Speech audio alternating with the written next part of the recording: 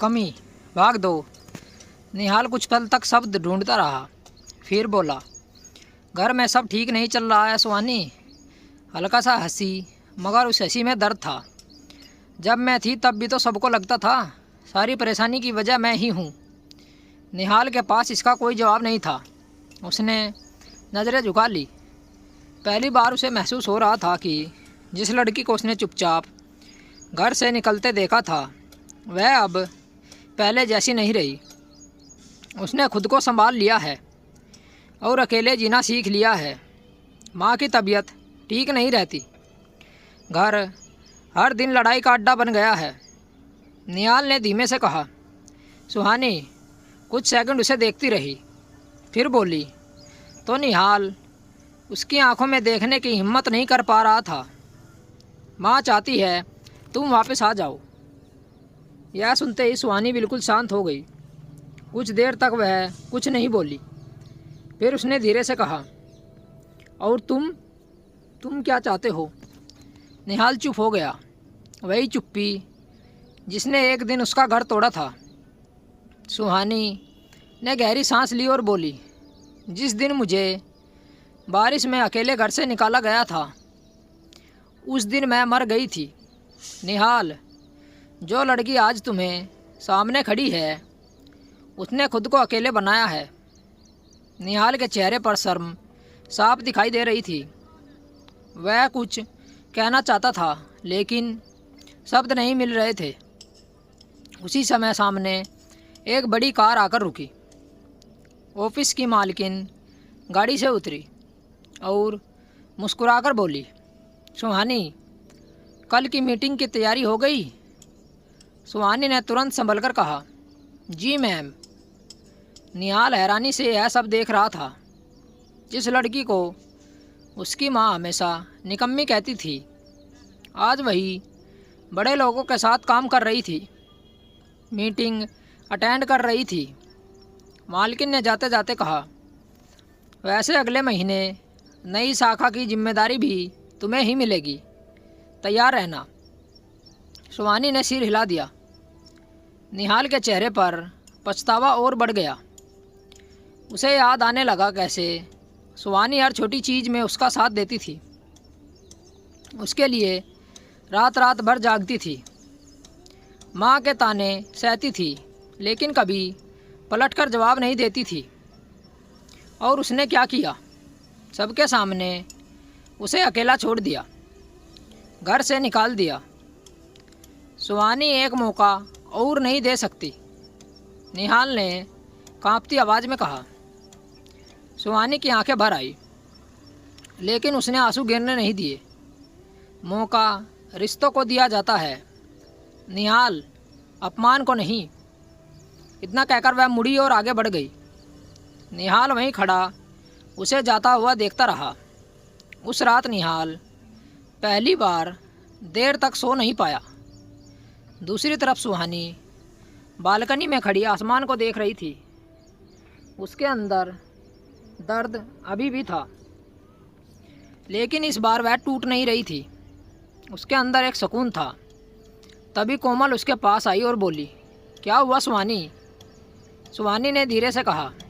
आज पहली बार उसे एहसास हुआ होगा कि उसने क्या खोया है।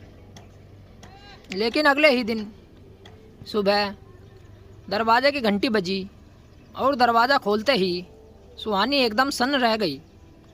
सामने पूरी ससुराल खड़ी थी। कांता देवी, निकिता और निहाल। तीनों की हालत देखकर लग रहा था जैसे रात भर सोए ना हो। दरवाजे पर पूरी ससुराल को खड़ा देखकर सुहानी कुछ पल के लिए बिल्कुल शांत हो गई। उसे समझ नहीं आ रहा था कि क्या करे। कांता देवी के आंखों के नीचे काले घेरे थे, चेहरा उतरा हुआ था और वह पहले जैसी तेज आवाज़ में बोल भी नहीं रही थी। निकिता, जो हर बात पर उसे नीचा दिखाती थी, आज सिर झुकाकर खड़ी थी। और निहाल, वह तो सुहानी की आंखों में देखने की हिम्मत तक नहीं जुटा पा रहा था। कोमल भी बाहर आ गई। उतनों सबको ऊपर से नीचे तक देखा और समझ गई कि मामला क्या है। कांता देवी ने धीमी आवाज़ में कहा, सुहानी हम अंदर आ जाएं? यही वह औरत थी जिसने एक दिन उसे बारिश में धक्के देकर घर से निकलवा दिया था। सुहानी कुछ सेकंड चुप रही, फिर बिना कुछ बोले साइड हो गई। घर के अंदर आते ही अजीब सी खामोशी फैल गई। किसी की हिम्मत नहीं हो पा रही थी कि बात शुरू करने की। आखिर कांता देवी की आंखों से आंसू निकल पड़े। बहू, हमसे बहुत बड़ी गलती हो गई। यह सुनकर सुहानी के अंदर पुराने सारे जख्म फिर से ताज़ा हो गए। उसे वह याद आने लगी जब वह बस स्टैंड पर अकेली बैठी रो रही थी और इस घर में किसी ने एक फ़ोन तक नहीं किया था। निकिता अचानक उसके पैरों के पास बैठ गई और रोते हुए बोली, भाभी हमें माफ़ कर दो, घर सच में टूट गया है। सुहानी तुरंत पीछे हट गई। उसे समझ नहीं आ रहा था कि यह लोग वही हैं या कोई और। निहाल धीरे से बोला, माँ को हार्ट की दिक्कत हुई थी, पिछले हफ्ते अस्पताल में थी। उस समय सबसे ज़्यादा तुम्हारी याद आई। कांता देवी रोते हुए बोली, तुम्हारे जाने के बाद समझ आया कि घर काम से नहीं इंसान से चलता है। सुहानी चुपचाप सब सुनती रही। उसके अंदर दर्द भी था, गुस्सा भी था और कहीं ना कहीं वह प्यार भी था जिसे उसने सालों तक दबा कर रखा था। लेकिन इस बार वह पहले वाली सुहानी नहीं थी जो 2 मीठी बातों में सब भूल जाए। उसने पानी का गिलास टेबल पर रखते हुए धीरे लेकिन साफ आवाज़ में कहा, जिस दिन आपने मुझे घर से निकाला था उस दिन सिर्फ मेरा अपमान ही नहीं हुआ था, मेरा भरोसा टूटा था। पूरे कमरे में सन्नाटा छा गया, किसी के पास जवाब नहीं था। निहाल उसकी तरफ बढ़ा, हम सब अपनी गलती मानते हैं सुहानी, बस एक मौका और दे दो। सुहानी ने सीधे उसकी आंखों में देखा और बोली, मौका देना आसान होता है अगर उस रात तुम मेरे साथ खड़े होते, लेकिन तुम चुप रहे। निहाल की आंखें भर आई। शायद पहली बार उसे अपनी चुप्पी की वजह महसूस हो रहा थी। कुछ देर बाद सुहानी बालकनी में चली गई। बाहर हल्की सी बारिश शुरू हो चुकी थी, बिल्कुल उसी रात जैसी जब वह इस घर से निकली थी। बस फ़र्क इतना था कि उस रात वह टूटी हुई थी, सर पर छत नहीं थी, और आज अपने पैरों पर खड़ी थी और सर पे छत थी। पीछे से कांता देवी की आवाज़ आई, बहू घर वापस चलो। सुहानी ने धीरे से पलटकर उनकी ओर देखा।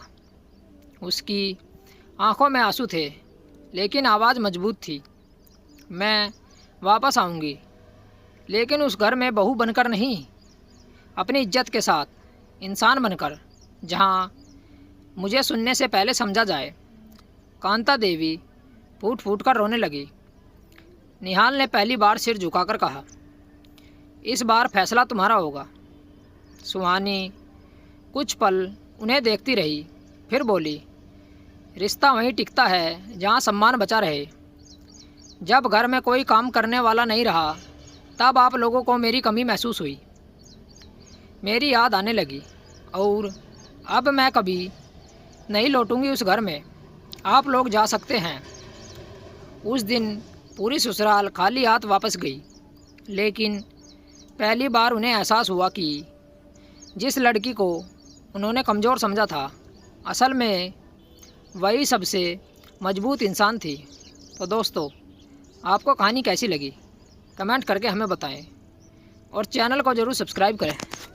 मिलते हैं आपसे ऐसी और एक अच्छी कहानी के साथ। कहानी सुनने के लिए आप लोगों का धन्यवाद। राम राम दोस्तों।